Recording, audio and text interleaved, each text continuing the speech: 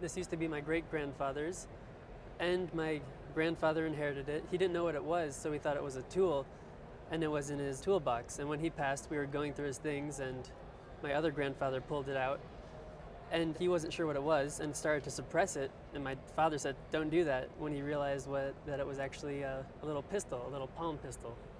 They don't really make bullets for them anymore. It's a pretty cool little gun, and it's really a novelty.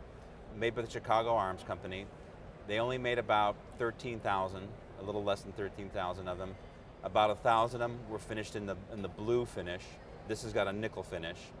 And then some had mother of pearl pads, and some are made without this rear thumb pad. But yours is probably the most common example that we encounter. So it operated with a rotary system inside, and we have 7 chambers. You'd have to load them one at a time, rotate the chamber, and keep going until you were full. And then once you were done, you could start firing. As you said, it was palm action, so a squeeze action.